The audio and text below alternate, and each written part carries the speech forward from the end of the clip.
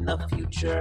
There are no people. There are no people in the future. No people at all. There are no people in the future. Where did all my people go? There are no people in the future. Let me try my people call. Where are all my people?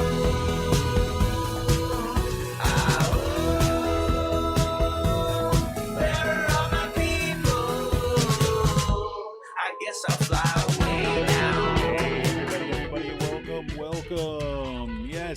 Yes, Ross says, yes, the storm is coming, the storm, that's it. The storm is a-coming. Yes, we are under severe thunderstorm warning and potential tornado watch, so if everything goes black, everybody, you know what's going on. I'll let you know I'm okay in the aftermath. Yes, it is Monday, August 7th, 2023. Welcome to Raging Chicken's Out to Coop Live. This is Kevin Mahoney, creator and founder of Raging Chicken.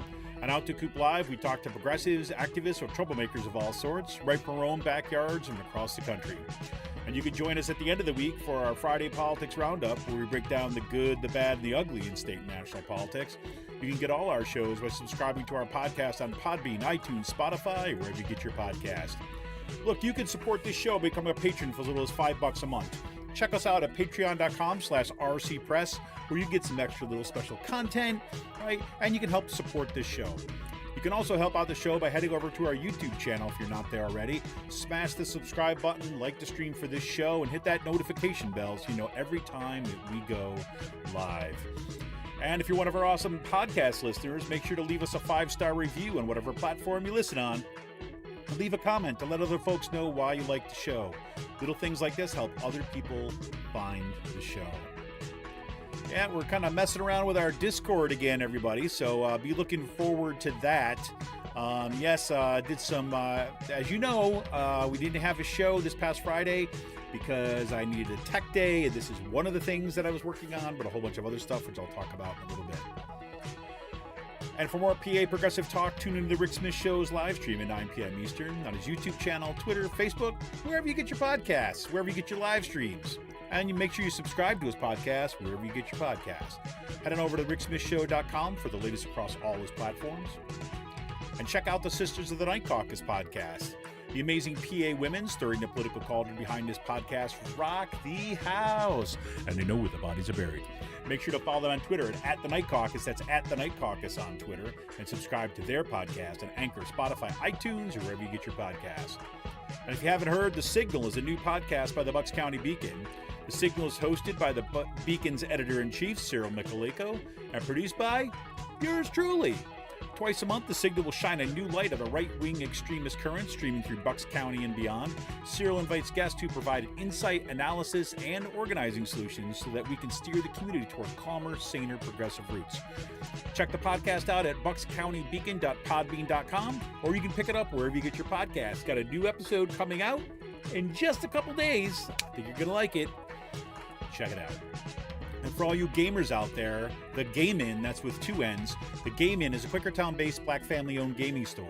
They're friends of the show. They got everything for retro N64s, the latest consoles, video games for all platforms, collectibles, action figures, Funko Pops, walls of Funko Pops. You got to check it out. Check them out on their Facebook page or follow them on Twitter at The Game Inn. If you got a question about a game, look for something hard to get, shoot them a message or drop them an email at thegameinpa@gmail.com. A special shout out goes to Jonathan Mann, who wrote our intro song, There Are No People in the Future. Check out all his great stuff on his YouTube page and follow him on Twitter. That's X at Song a Day Man. That's with 2 N's at Song a Day Man on Twitter. We can't let Paul Martino, Moms for Liberty, and their oligarch friends buy our schools and push extremist politics in our community.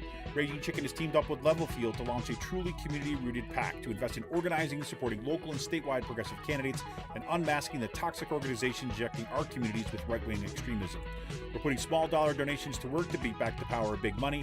You can get more information and drop your donation at ragingchicken.levelfield.net. Well, on tonight's show, like I said, it is a Monday Politics Roundup. Yep. Had to take a tech day this past Friday, so I thought we'd take a little bit of peek back on last week and kind of what's happening today, even for that matter. We're getting close to some critical elections this fall, and the 2024 presidential elections are heating up. And of course, our planet is heating up. So much is going on. So tonight, maybe we'll get into the fact that, Trump is seeking to narrow rules and what he can do with evidence that his lawyers receive as part of his criminal case on his, the election interference one. Yes, in other words, he basically wants to be able to target people and intimidate potential witnesses, among other things. There you go.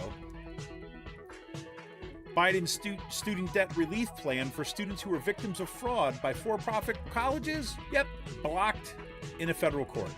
Blocked in a federal court. Students have been defrauded and whatever. The Florida Department of Education has effectively banned the advanced placement course in psychology because of the state's new law prohibiting discussion of sexual orientation and gender identity. Yeah, that doesn't matter. What do those kids need that for anyways? Extra college credits. Don't want them to be learning too much. And this one's been wrecking me all week. Right-wing think tanks and corporate lobbyists have already written their blueprint to undercut action on the climate crisis. Yep, it's called Project 2025. We'll chat about it. And look, don't be fooled about claims that a new law will keep kids safe online. KOSA, K-O-S-A, the Kids Online Safety Act, is a bipartisan bill that purports to clamp down on big tech and protect kids. However, the bill could do a lot more than that, and even the opposite of that.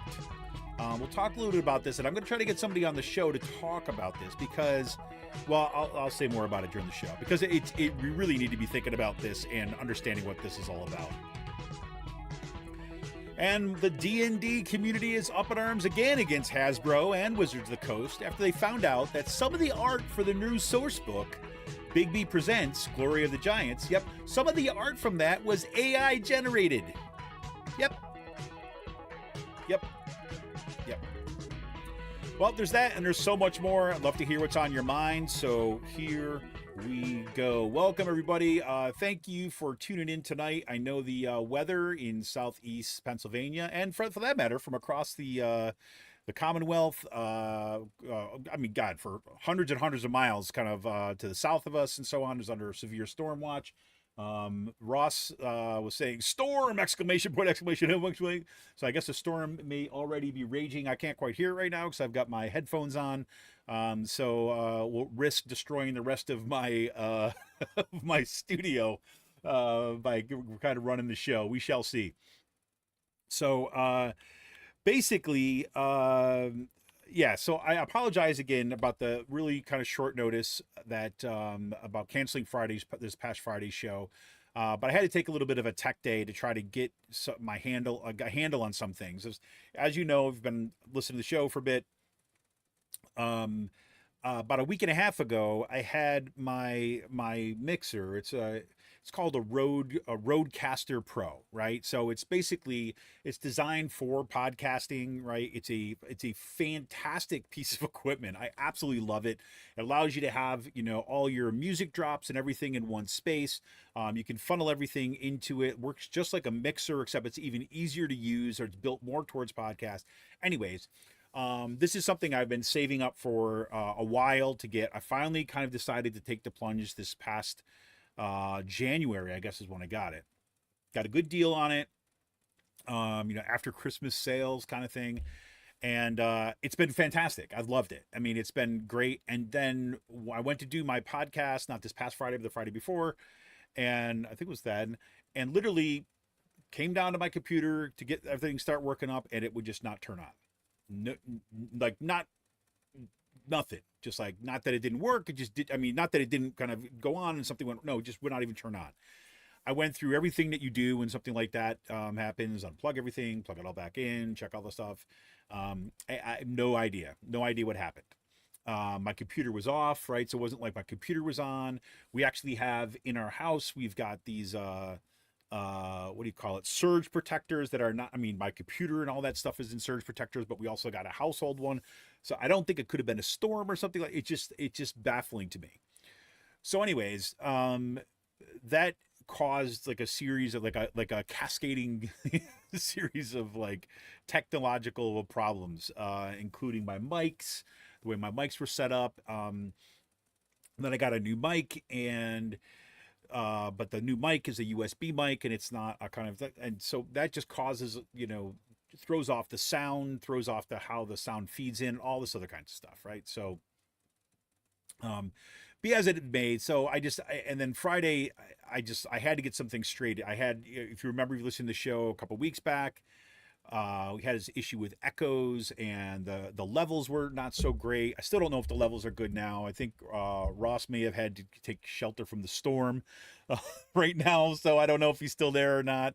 I'm actually, you know what? I should just take a quick peek and just make sure that I'm not going to get hit by a tornado while I'm trying to broadcast here. So we did just get a severe storm warning right before we went on air, so I should definitely check it out. Let me see. Oh, great. There's 8 warnings right now. Dangerous thunderstorm alert, severe thunderstorm warning, tornado watch. There's no tornado warning yet. If there's a tornado warning, I might have to cut the broadcast a little short. And if I start seeing lights flicker on and off, probably have to cut it short too as well, just so you know.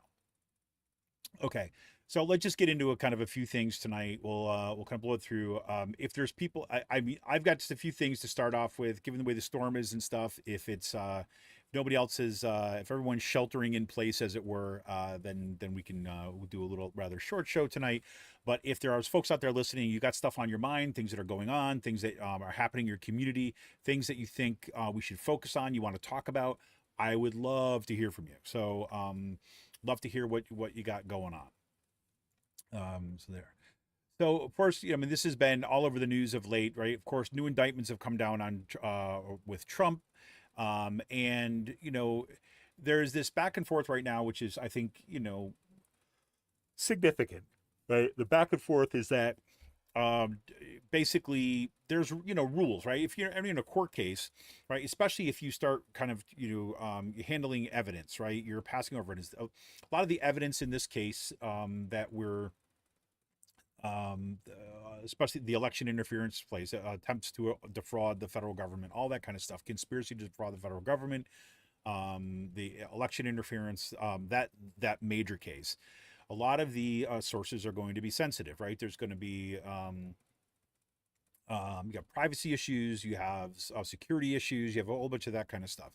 And so Trump's legal team basically wants more narrow rules than what the prosecutors want, or even what the judge was saying about what he can do with evidence, right? But the big concern here is that Trump has shown in the past, Trump and his people have shown in the past that he's willing to use intimidation as a way to intimidating witnesses, of kind of messing with their testimony, of attempting to, get out in front and discredit a witness, right, with lies.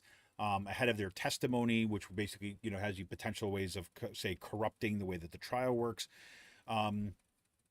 So that's the issue, right? So, they're looking to narrow those rules.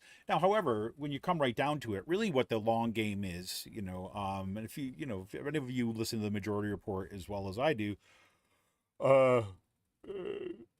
what Sam Cedar and Emma Vigeland have been talking about on the show, which is exactly right? I mean, what Trump is going to try to do, he's going to try to stall. He's going to try to stall and attempt to use whatever he can from this case as a way of bolstering his electoral prospects, right? With the idea that if he's elected president, then he's not going to have to go to jail, right? Because, look, we have the people who are running for president right now are all olds, right? I mean, they're all people, whether Joe Biden, Donald Trump, the two main folks who are current president and potential the Republican nominee, are all very old. And if Trump is convicted even on one or two of these charges, that could potentially mean, and he has to do jail time, that could mean he spends the rest of his life behind bars. Right. So that's kind of where I think some of the stuff is ramping up. But, ultimately we shouldn't be surprised by any of this, should be completely expected. And Jack Smith, from what I've seen, what I'm sure you've seen thus far, is not playing into Trump's hand. He's not playing that game. He's not taking the bait, and which is, I think, is working fairly effective here. But we're going to see what happens from here on out. Right. So this is becoming increasingly important because Trump has just posted like a meme to his X account or his Twitter account. Um, I'm sorry, not a meme. He's posted to True Social, I should say, because I mean I don't know what I'm thinking about. That basically, you come at basically saying you come after us, we're gonna come after you, right? And I don't know how else you want to take that. I mean, if Trump is going to come out and he's basically going to say that we need to, that I'm going to go after you if you testify against me, that's already showing you that what's at stake here is election interference and intimidation of witnesses. So that be as that may. But like I said, I mean, I thought that deserved to be mentioned here, but I'm not going to get into all the legal, the aspects and the back and forth around the Trump thing for the reasons that I've stated before, is because right now there's not a whole lot that it seems requires organizing around. Yes, paying attention to find what goes on. The stakes could not be higher. There's no doubt about this, right? But it is, it is within the legal system. And frankly, like I've said before, do what I do. If you want to know what's happening in the Trump campaign, just turn on MSNBC sometime after 5. And then you will get wall-to-wall coverage of everything about the Trump trial nonstop, right? Or Trump trials, I should say, because there's multiple ones, right? Because he's a freaking crooked son of a bitch. That's why. More kind of, what's been disturbing to me is to see once away what's been happening in the courts, and particularly when we're talking about the student debt relief. Now, we know that the last student debt plan was actually shot down by the Supreme Court, and now we've got another federal court just today, right, blocked another attempt by the Biden administration to forgive some student loan debt. Now, this is more narrow than the previous debt relief program, which would basically target, borrowers who made like under $125,000 a year, I believe, family under $125,000 a year, and would forgive up to $10,000 of student loan debt. And if you also had Pell Grants, that you maybe up to $20,000, depending on your qualifications, right? So that was much more narrow than to say, hey, let's just take $10,000 off everybody's. Is much more narrow. That's the one that got shot down. This one was an attempt by the Biden administration to basically say, okay, look, we've already have a bunch of students who were found to have been defrauded, right? These colleges, right, in particular these for-profit colleges, right, defrauded these students, right? Basically claiming they were accredited institutions that were to get the degrees or whatever, and instead they got nothing. And they were pretty steep price, but the reason why these organizations exist, these colleges, universities, for-profit colleges, universities existed, is because once they got their kind of quote unquote like official accreditation or recognition, they could qualify to take student loan money. So students got whatever thousands of dollars a year to attend these classes. Basically there's no overhead for half of these colleges. A lot of them are just online, or most of them online, or in just some kind of random building. They don't necessarily employ credentialed faculty and staff. A lot of them just kind of throw worksheets kind of thing out there at them and say, hey, you're on your own, and collect all the money and take it for themselves. And so these, colleges and college universities, these for-profit ones who defrauded these students, there were a series of court cases, and they found that, yes, indeed, these folks were, these students were defrauded. Right. So I'll read this little piece from, I think I got the right part here. So I thought I highlighted this stuff, but apparently did not. So the U.S. Department of Education, or U.S. Education Department under President Joe Biden has worked to add a pile of policies, including with its own borrower defense to repayment rule. Through borrower defense to repayment, or borrower defense for short, students who have been defrauded by their schools have their loans discharged. When the CCST, that is the Career Colleges and Schools of Texas, right, one of these ones that was founded to kind of defraud students. They're the ones who filed this lawsuit basically against this, the repayment of stuff. When CCST filed its lawsuit early this year on behalf of more than 70 Texas institutions, it said that the Education Department's rule was created, quote, with a thumb on the scale to maximize the number of approved claims and ultimately further the administration's loan forgiveness agenda. Right. The federal law has long allowed the discharge of loans for borrowers who've been misled or defrauded by their colleges, but getting loans canceled has been arduous in many cases involving lawsuits against the federal government.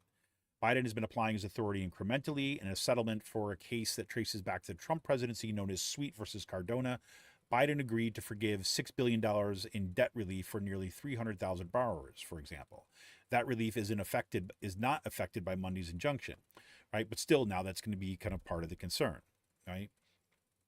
The Biden administration also announced forgiveness of another 7,400 defrauded students in Colorado. Right. So there's been these little things that have been going on. But this latest one, you see like another attempts by the courts to say that no, or, the federal government has no role in protecting defrauded students. Right. Even though if they've taken out these loans, even if they were kind of like the federal government can't come in and say, no, you know what? You were wronged. You were robbed, basically. And we're not going to basically make you pay for your own your own victimhood. Right. Because you were robbed, we're not going to pay. You're not going to have to pay to get your stuff back. It's basically saying, hey, oh, look, these people took $100,000 of your money, right? And we know they got the money, right? Because it's sitting right there in their bank account. But you know what? You're still going to be responsible for those loans, right? They get to keep the money, right? Or the money goes someplace, right? They get to keep it over there, right? And yes, you won your law case and you get some, some restitution or something like this, but they're going to keep your money. And you're still going to have those loans hanging over your head. That's so messed up. That's so messed up. So you gotta look at this. I mean, this is like one of these perfect examples, like where the government can do good, right? And you have, because of a 30, 40 year process where the right-wing Republican Party, let's just say Republican Party, because that's what they are now. The Republican Party has basically had a single mission to stack the courts with their people. Right? They trained them through the Federal Society and other kind of legal arms. They developed their institutions to train lawyers. They put together pipelines that would take them through those institutions and toward the key courts. And now they basically control the Supreme Court and the federal judiciary. Now, Biden has done a ton to begin to turn that around. Right? I mean, the Biden administration has appointed a significant number of federal judges, thank God. But we're still living with the effects of all the judges that were appointed by Trump, for example. Not to mention the three Supreme Court justices, which is, the reason why Roe was overturned and the reason why we keep on seeing these kind of the rolling back of accountability for corporations, all this kind of stuff. So there you go. And if you look at, it's not just this, right? We talk about these, these Christian nationalist plans to take over the seven mountains, right? These different kind of key aspects of this. And education is one of them, right? Florida. I mean, have you seen this one? Right? Have you seen this? I mean, this happened last week. We were going to talk about last Friday. We didn't. We'll just read a little bit of this for you and just kind of lay it out, because this is according to Reuters. Like, Florida has told school superintendents that an advanced placement psychology course offered to high school students violates a new state law prohibiting instruction on sexual orientation and gender identity. The nonprofit that develops the course said on Thursday. Quote, the Florida Department of Education has effectively banned AP psychology in the state, unquote, the College Board said in a statement referring to its guidance. The move is the latest by the administration, this is in Florida, of Republican Governor Ron DeSantis to limit instruction about LGBTQ issues and race in the state. DeSantis is challenging former U.S. President Donald Trump and Republican nominee, blah, blah, blah, has made battles over culture issues the centerpiece of this. Florida this year banned a new AP African-American Studies course, saying it lacked, quote, educational value and historical accuracy, unquote, and violated state law on race, how race can be taught in public classrooms. Remember, one of the guys who was down there consulting Florida, the DeSantis folks, Department of Education, on which ones of these courses to flag and to ban was none other than Jordan Adams of Vermillion Education. Vermillion Education, the ones that were just hired by the Pembridge School Board in order to rewrite the social studies curriculum and the English curriculum literature curriculum of the Penridge School District. As of today, there is still not a social studies curriculum for the incoming high school students in Penridge, and school starts in 3 weeks.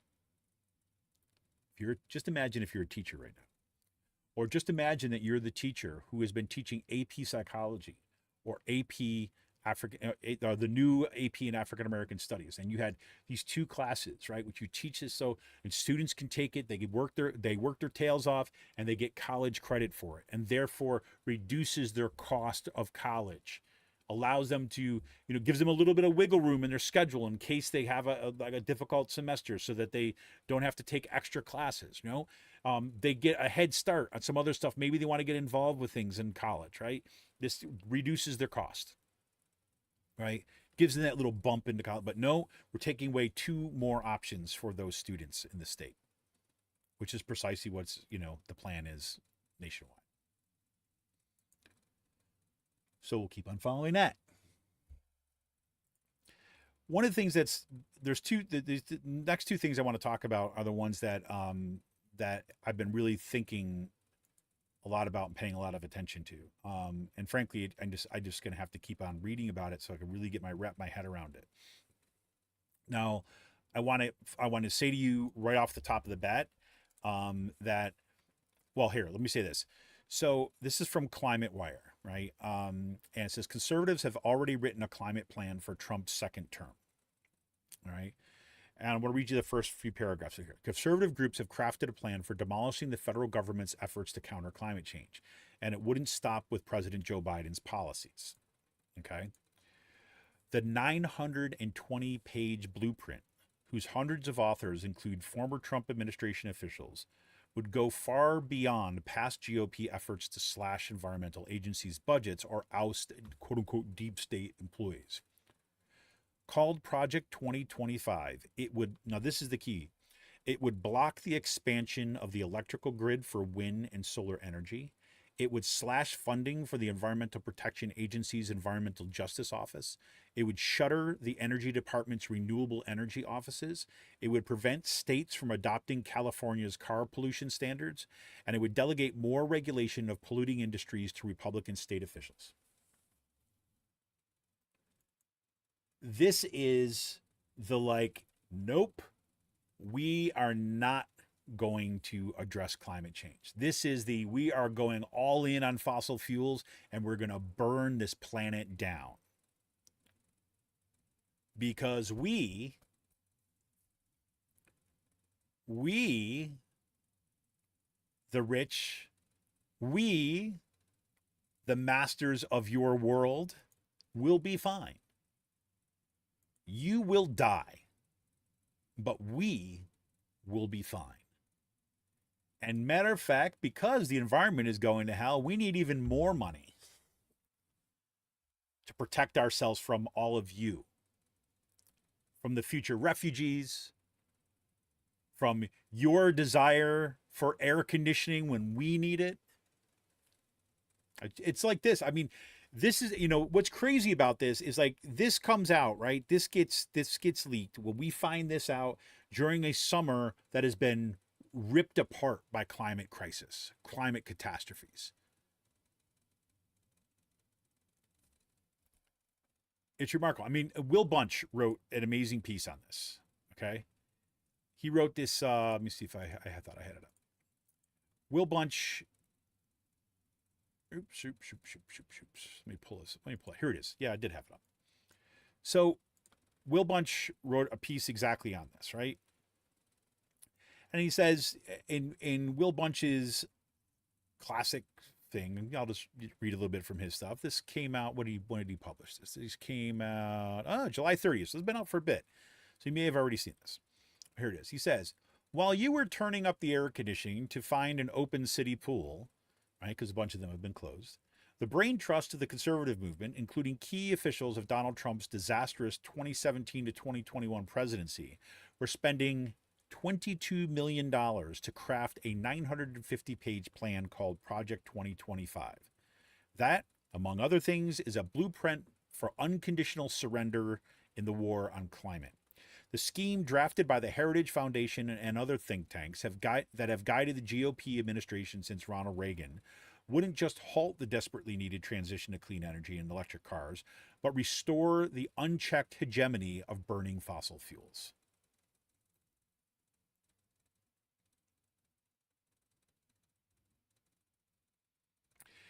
Given 2023's unmistakable jolts of an already here planetary crisis from Antarctica to Sicily to Phoenix, Project 2025 sounds utterly insane for those of us living in the hotter reality-based world. But here's some specifics. Blocking the expansion of the electrical grid to accommodate clean energy sources like wind and solar. Eliminating 3 offices within the Department of Energy promoting the renewable power transition. Wiping out funding for the environmental justice work in the U.S. Department of Environmental Protection, massive growth of the natural gas infrastructure such as pipelines, ensuring that no other states win approval for the kind of strict electric car guidelines being implemented in California. The EPA and other key agencies would be radically downsized and placed under the care of right-wing pro-fossil fuel zealots. It even includes restrictions on new scientific research. The 350 or so ultra-conservative thinkers and activists who've been toiling in the quiet obscurity on Project 2025 and hope to implement it in the first 100 days of a Republican presidency beginning January 20th, 2025, are a rogues gallery of former Trump's officials and big oil fanatics. They are advocates like Bernard McNamee, who's POTUS 45, who POTUS Trump had named to the Federal Energy Regulatory Commission after a stint at the Texas Public Policy Foundation, a think tank opposing climate action, as an advisor to Senator Ted Cruz. And these conservatives, and this is the part that's key, and these conservatives behind Project 2025 are not shy about touting the radical reactionary nature of their environmental blueprint. Here they are. Quote, Project 2025 is not a white paper. We are not tinkering at the edges. We are writing a battle plan, and we are marshaling our forces, unquote. Paul Dans, the Project 2025 director of the Heritage Foundation, told Politico's E&E News. Quote, never before has the whole conservative movement banded together to systematically prepare to take power day one and deconstruct the administrative state.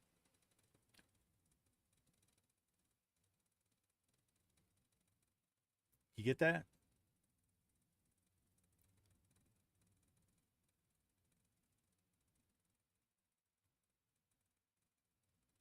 And he concludes this, right?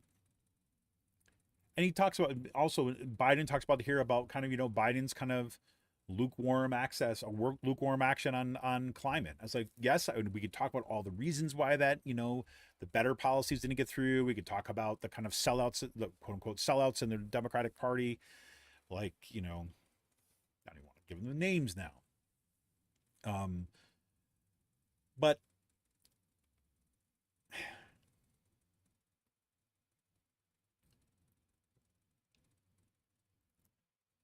here's how he concludes.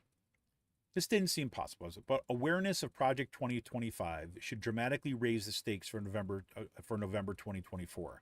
Not only is the future of U.S. democracy on the ballot, but also the very future of the planet, given Americans' centrality in reducing global carbon pollution.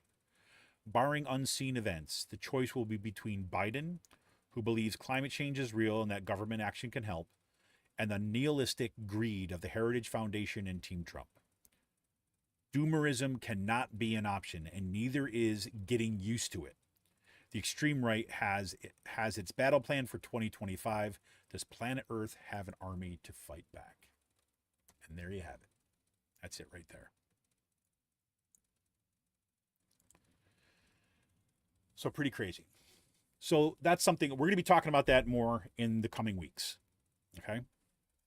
The second thing that we're also going to be talking about in the coming weeks is this this piece of legislation that's called KOSA. I don't know if you've seen it or not. It's called the Kids Online Safety Act. And I want to give my own kids credit for this because they brought this to me. My son was the first to bring it to me. Then my daughter was talking about it too as well. because they're in this online world, right? This is the gamer, right? My daughter plays a lot of games and kind of connected into all YouTube culture and all this stuff. So people are talking about it. And when they first told me about that, my son said, "Hey, did you hear about this COSA? Like COSA?" I'm like, "I have no idea what you're talking about." Right? And he said, "It's something you might want to check into, you might be interested in," right? So I said, "Oh, okay, I'll check it out." And it's called the Kids Online Safety Act, right? And initially, this thing sounds, like, be frank with you, it sounds like a good thing, right? When you first read it, right? I want to see if I can give you the, let's see. I don't want this part of it. I want the past one, the bill. I want the overview. Oh, here you go. I had it on the text. I just want the summary. So this is the official summary of COSA, like the Kids Online Safety Act, in the on the congressional record. It says this bill sets out requirements to protect minors from online harms. The requirements apply to covered platforms, which are applications or services, as social networks, that connect to the internet and are likely to be used by minors. However, the bill exempts internet service providers, email services, educational institutions, and other specified entities from the requirements. Covered platforms must act in the best interest of minors using the applications or services, including by mitigating harms that may arise from the use, so like sexual exploitation or online bullying. Additional covered platforms must provide 1. Minors or their parents or guardians with certain safeguards, such as settings that restrict access to minors' personal data, and 2. Parents or guardians with tools to supervise minors' use of the platform, such as control, privacy, or account settings. Covered platforms must also, quote, say, disclose specified information, including details regarding the use of personal recommendation systems and targeted advertising, allow parents, guardians, minors, and schools to report certain harms, refrain from facilitating advertising of age-restricted products or services, tobacco, gambling, and minors, and so on, or annually report on foreseeable risks of harm to minors using the platform. The bill provides for the enforcement through the Federal Trade Commission in the states. Further, the bill establishes a program to facilitate relative independent research for non-commercial purposes and to counsel to advise on implementation of the bill. It also requires guidance for market and product research focused on minors and the evaluation of options to verify a user's age. Okay, now as a parent who worries about their kids' like online safety, right? We talk quite a bit about it in our household, right? You see something like this and you know the ways in which Facebook, Twitter, X, right? All the social platforms, Instagram, Snapchat, right? All of them, TikTok, all of them, right? Are the only thing that they care about is reaping our data and our use of these things for their own gain and profit, right? That's it. And we know, right, that given their drive toward profit, right, and utilizing their algorithms to squeeze all more profit out of our data, that has led to creating these horrific echo chambers, right, that have helped fan the flames for the rise of extremism, right? We know that that's true. We know that online forums and online spaces, right, have exacerbated things like child exploitation, right? Have exacerbated things like body image, right? I mean, problems with body image and the way that they cultivate this stuff, right? Because it's always feeding back. It's always feeding back what it says that you want to see, right? But really what that means, it's not what you want to see, right? It's the kind of thing that it was going to feed back to you. It's going to keep you on the platform. Right. And there's tons of research around how destructive it has been, how destructive it has been to our democracy, our discourse, our bodies, our lives, right? Our politics, everything, right? How it spreads mis and disinformation, all this stuff, right? So I want to kind of like stipulate that up front. All those things are real. All those things are significant problems. And all of those things are rooted into the kind of like the unbridled profit-seeking motivation of Silicon Valley and its associated enterprises, right? And I said it's facilitated, it's not caused, it's facilitated by that, right? It builds on this. Okay. So if I'm concerned about all those things, I imagine that a lot of you who are listening to this right now also have these concerns, right? So you see this and it's like, oh, and because we are in this highly polarized world, like you look at it, you're like, but well, wait, who's doing this? And you notice that, oh, it's being introduced by a Democrat, Senator Blumenthal, Richard Blumenthal from Connecticut. You know, he's a moderate guy, you know, whatever, big pro corporate in many ways, you know, he's on the on the Senate, Commerce, Science and Transportation Committee. And so okay, we're gonna go through it. Okay. And made out a committee and actually got some co-sponsors. We got 43 co-sponsors, right?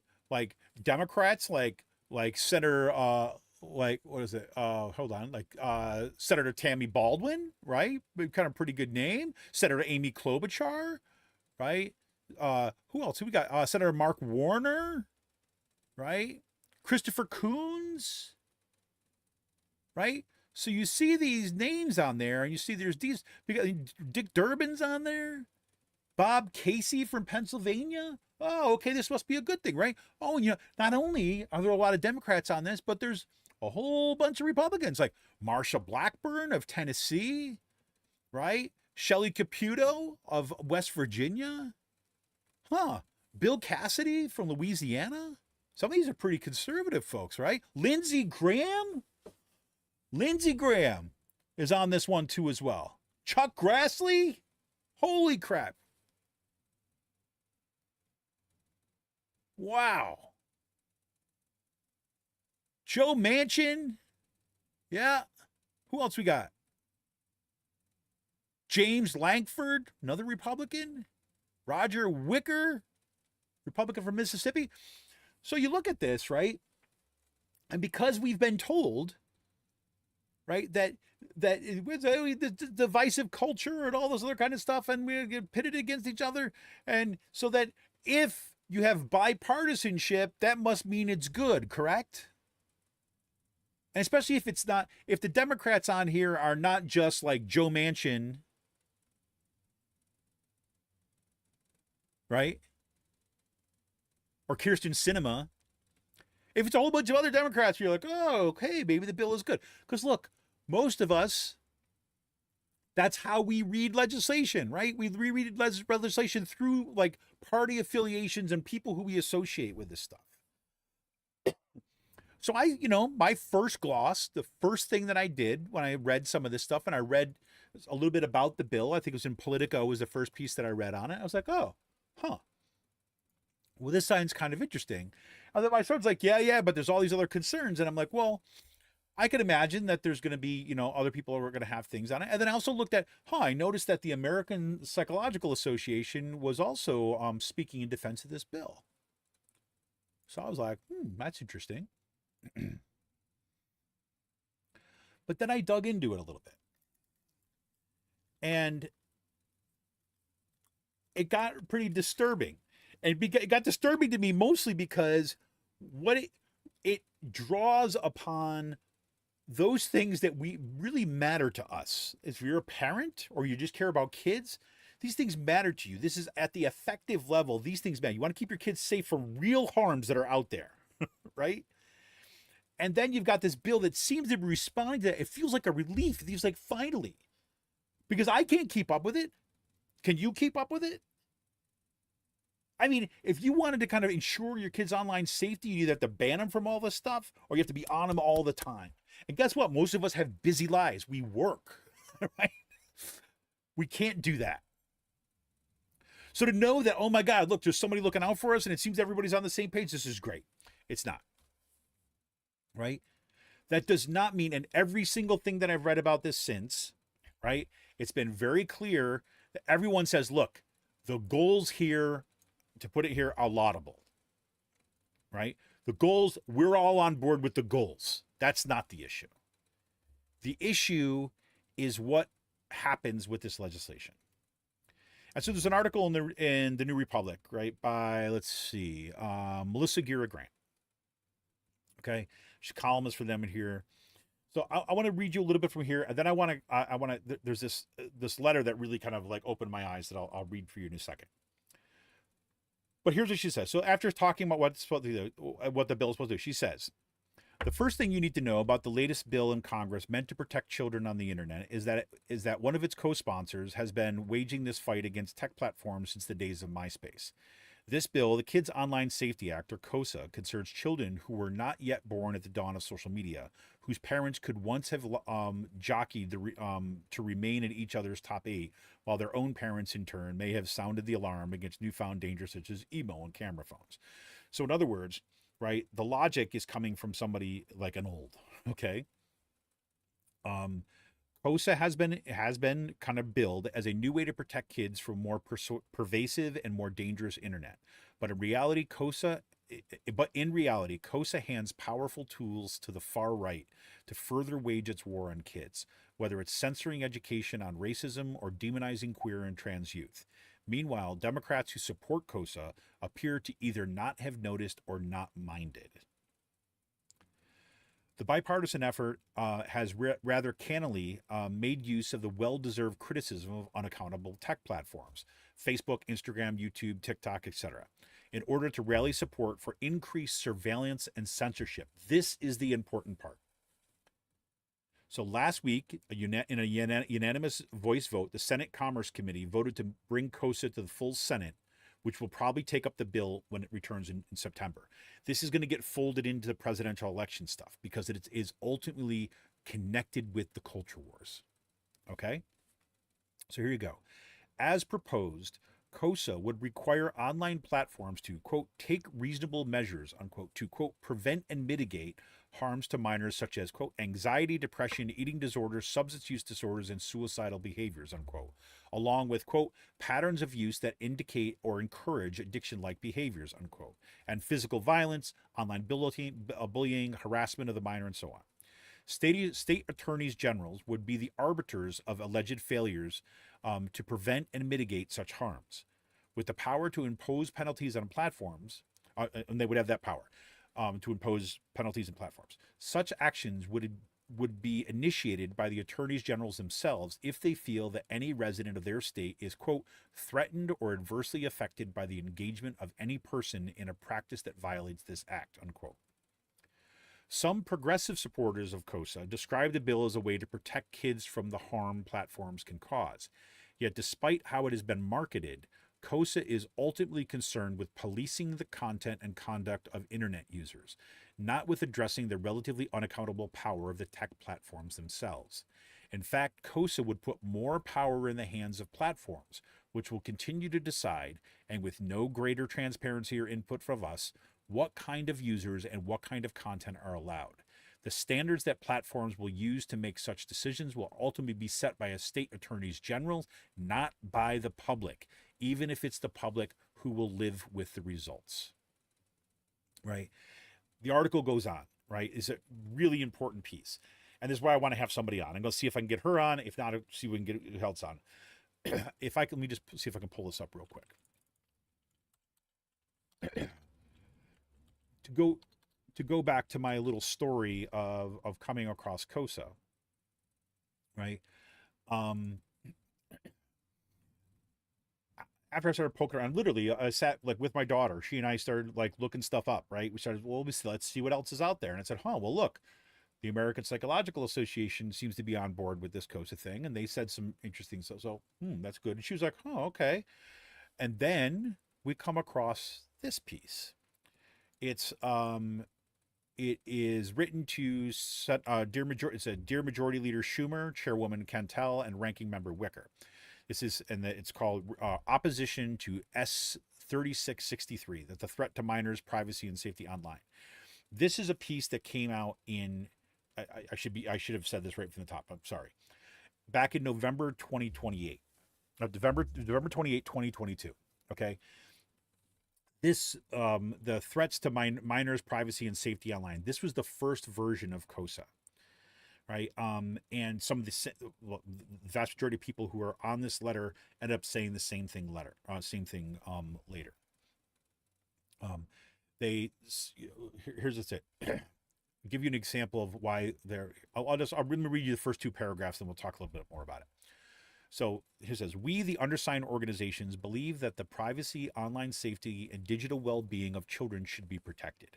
However, S3663, the Kids Online Safety Act, KOSA, would undermine those goals for all people, but especially children, by effectively forcing providers to use invasive filtering and monitoring tools, jeopardize private and secure communications, incentivizing increased data collection on children and adults, and undermining the delivery of critical services to minors by public agencies like schools.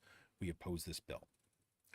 KOSA establishes a burdensome, vague duty of care to prevent harms to minors for a broad range of online services that are reasonably liked to be used by a person under the age of 17. While KOSA's aims of preventing harassment, exploitation, and mental health trauma from minors are laudable, the legislation is unfortunately likely to have damaging unintended consequences for young people. KOSA would require online services to prevent, quote unquote, a set of harms to minors, which is effectively an instruction to employ broad content filtering to limit minors' access to create certain online content. Content filtering is notoriously imprecise. Filtering used by schools and libraries in response to the Children's Internet Protection Act has curtailed access to critical information such as sex education or resources for LGBTQ plus youth. Online services would face substantial pressure to over-moderate, including from the state attorneys general seeking to make political points about what kind of information is appropriate for young people.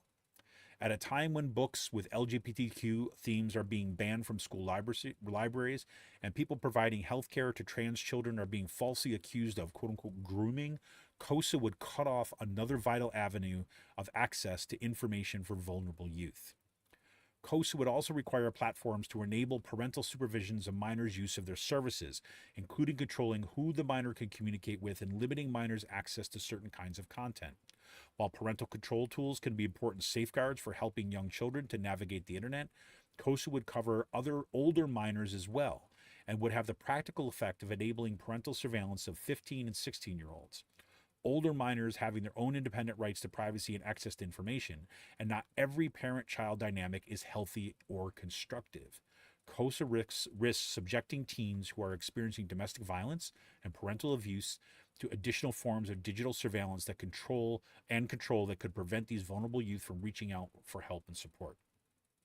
And by creating strong incentives to filter and enable parental control over the content minors can access, KOSA would also jeopardize young people's access to end-to-end encrypted technologies, which they depend on to access resources to mental health and to keep their data safe from bad actors.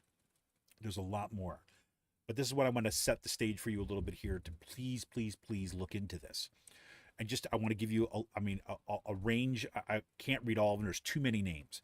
But for example, this is a letter that was signed on by Access Now, Advocacy for Principled Action in Government, Advocacies for Youth, Advocating Opportunity, American Association of School Librarians, American Civil Liberties Union, American Humanist Association, American Library Association, Black and Pink National, Center for Democracy and Technology, the Copia Institute, Defending Rights and Dissent, the Electronic Frontier Foundation, a whole bunch of equality organizations from a variety of different states: Fair Wisconsin, Fairness Campaign, Fight for the Future, Forge Incorporated, Free Speech Coalition, right? Georgia Equality, GLAD, GLESSON, the Human Trafficking Prevention Project, right?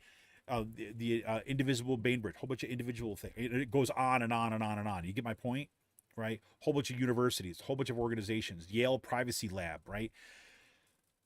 The reason is, right, is that you think about it like this, and this is what I had to get my own head around, which is why I wanted to talk to you about it tonight. I had to get my own head around this because it's basically what it's saying is that you think about it like this, is that if you're basically saying, now I'm going to tell you, different tech companies, that you are now responsible for handling these social ills, right? And that we're gonna, and if we find out that you're not, then you're going to be prosecuted for it. So you have to not only do these things, you have to prove to us that you're doing what you can, right? And those rules are going to be set by state attorneys general. And as we know, as we see what's been happening since the fall of Roe v. Wade, right? Those state attorney generals are in the service of right-wing agendas, right? So they're going to set these rules, and they're going to be looking for CRT. Think about Florida right now, right? They're going to be about CRT, LGBTQ content, any kind of thing, quote unquote, sexual that they want to kind of like clamp down on, women's rights, whoever, abortion services, anything that kind of deals with that stuff, And the attorneys generals are going to go to these tech companies and they're going to say, we need proof that those kids don't have access to this. The only way the tech companies can get that proof is to increase their monitoring and surveillance of kids, right? Because you have to, what is age verification, right? In order to use this, think about it like this. In order to access particular content, say you're 15 years old or you're 16 years old, right?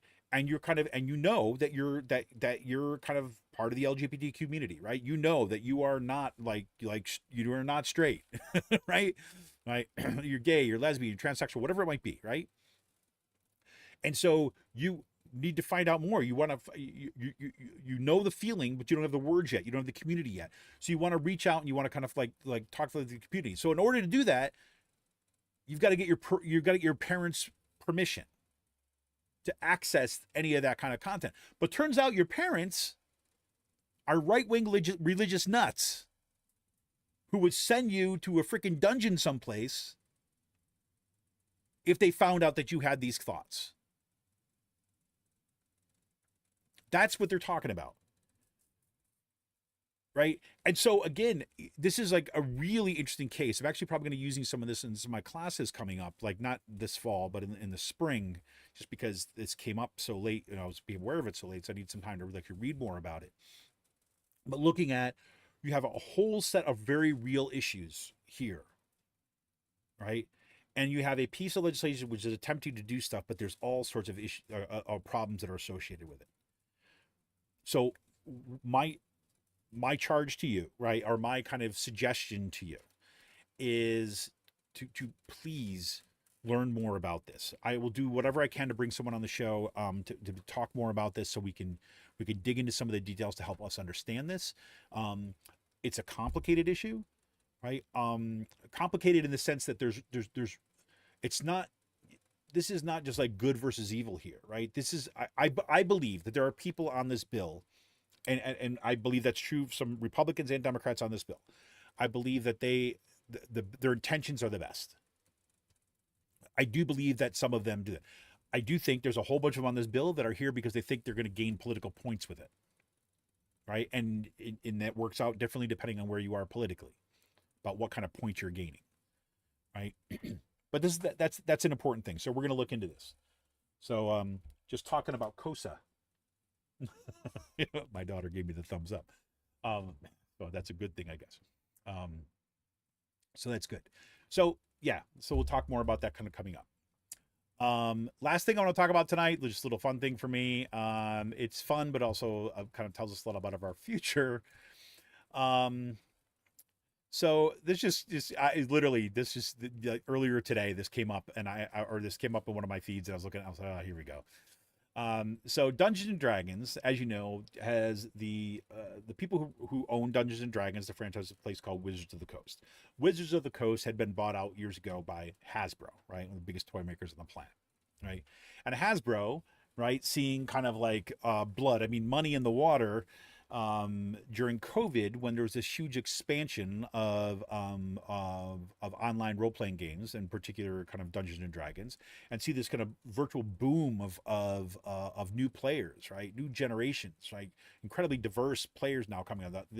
The arrival of actual play live D&D games on YouTube, right? I mean, and on Twitch and things like this, all that stuff. And so Hasbro's looking for ways to just maximize as much as they can. So you remember not too long ago, there was a big controversy because they were attempting to change their licensing agreement, right? For the longest time, independent people were able to, were able to kind of create independent content based upon the core rules of D&D, right? It was kind of this exchange. One thing that helped that made the community incredibly vibrant, right? Because people were creating all sorts of stuff around it. And it's also the thing that fed into kind of more people playing the game, more people buying stuff from Dungeons & Dragons, so on. So Hasbro looked like it was going to try to clamp down on that. We're going to try to kind of reclaim it all as private property. That blew up right in their face. They had to do this big apology tour. Then they eventually released the licensing to kind of like in the public domain and Creative Commons. so that they could never do this again, right? So lots of good stuff kind of ended up coming out of that. There's still lots of the problems since then. New gaming systems have been emerging as a result of that, right? So now we're not just a few months later, right? Here we are, and this came out in Fortune magazine yesterday. So D&D fans are, it says turned off, but they were pissed off. But there was AI generated art in a new book that is coming out. And then now, because of the rise up of the community, right? Hasbro, our Wizards of the Coast, decide to kind of we're banning the AI, right, in future things, right? Now, we have no idea. Like, I'll read you a little bit about what about Wizards of the Coast eventually said here, but you don't know, right? So let's see. Where should I start this one? So, okay, so Hasbro owned D&D Beyond, right, which is this online tool and other companion content for the franchise. So it didn't know until Saturday, that is past Saturday, that an illustrator it has worked with for nearly a decade used AI to create commissioned artwork for an upcoming book.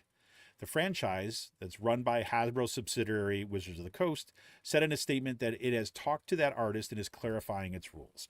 Quote, "He will not use AI for Wizards work moving forward," unquote, said a post from D&D Beyond's account on X, formerly Twitter.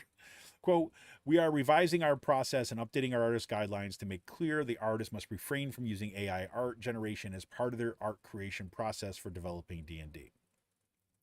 Right?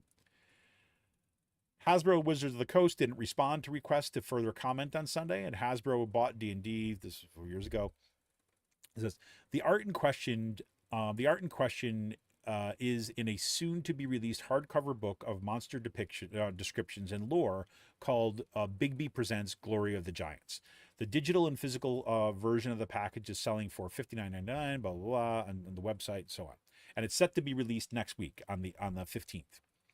The use of AI tools to assist creative work has raised copyright and labor concerns in a number of industries, helping to fuel the Hollywood strike, causing Music Industry's Recording Academy to revise Grammy Awards protocols, and leading some visual artists to sue AI companies for ingesting their work without their consent to build generators that anyone can use, right? So this is all that. So this is, another example, right? So whether or not the artist was upfront about this, whether or not Wizards actually knew about this ahead of time, they were looking for a way to kind of go do something on the cheap, we don't know, right? This could have been, or for that matter, right? There's I mean, if you've been following stuff, what's been happening with AI, there are quite a few people that are making the argument that this is part of an artistic process, right? That we shouldn't draw this kind of line between AI and AI generated art and art, right? That what it means to be an artist, right, can include AI as kind of particular dimensions, but that has yet to be worked out, because right now, right, AI is there to serve, to make it cheaper for big organizations, big corporations to maximize their profit from us at our expense, right? I mean, that's where it is now. And look, I've said this before. I am literally fascinated by what AI can do. I am also deeply aware of how problematic it is as it stands, right? Problematic because, one, as I just read in that article, is AI, the only way it can do what it can do is because it is sucking up our content, right? Our ideas, our posts, our art, our stories, our letters, everything that we generate online. And it's using all of that to generate, to kind of assemble, right? Now, again, let's be clear. All art, all literature, all communication is essentially built on a similar process, right? I mean, if I was to write a story, right? And I was to set it in kind of like a fantasy setting or something like this. I don't have to kind of create the genre of sci-fi fantasy, right? I don't have to create all its rules and all its background, the way those stories are told in order to write my book, right? No, I'm building on stories that have been there before. But there's also a line, there's also copyright lines, right? Well, okay, building on something in broad themes is one thing, but right, to appropriate somebody else's work and call it my own, that's a different thing, right? And there's been, centuries worth of development of rules and associations around all that kind of stuff. AI speeds all this stuff up, right? But essentially does the same thing. And it's not an individual that's doing it, it's a machine.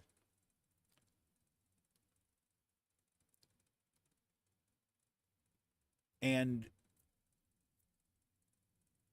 what happens when it's not more human beings who are building off this work?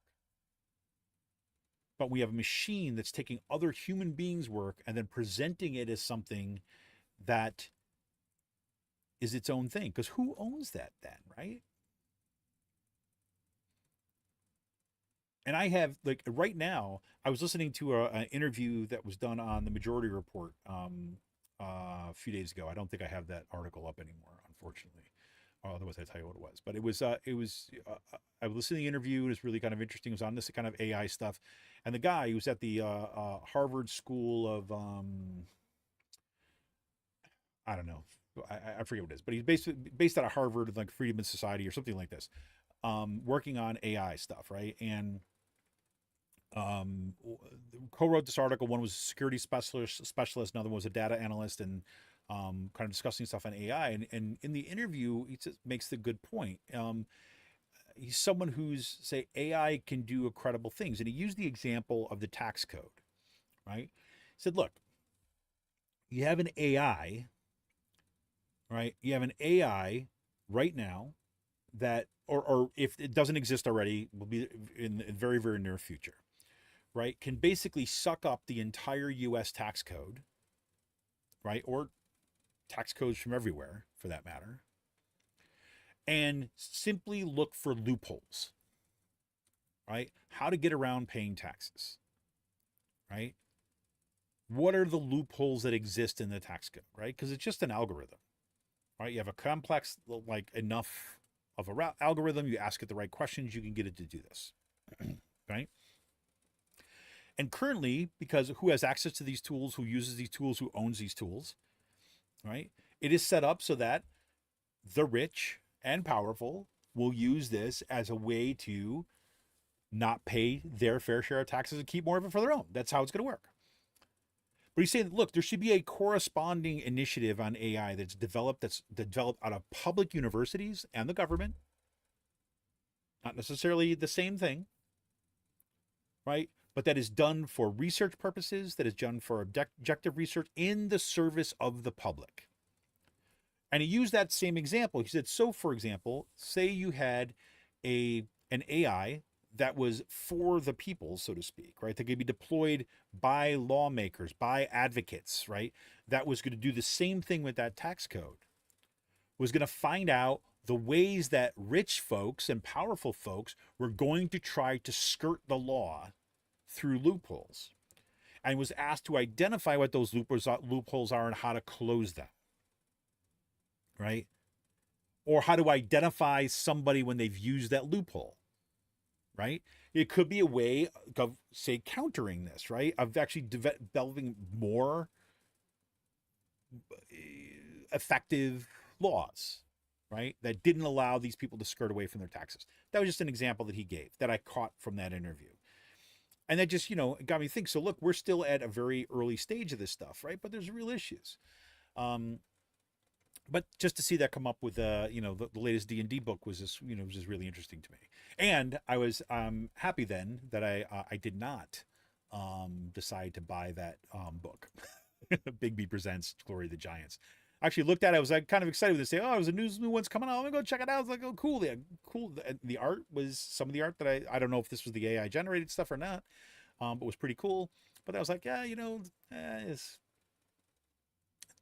wasn't quite within my yeah, it wasn't the kind of thing that I was like, yeah, it could be maybe sometime I'd be interested in kind of the whole thing about the Giants and stuff, but it's not really what my campaign is now, or the creation stuff I'm doing now is not based on it. So I'll just leave it alone.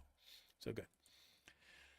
Well, anyways, everybody, I hope you weathered the storm. If you were kind of in the storm-ridden areas, I have no idea what it's like outside or what it's like. I'm going to go check it out right now.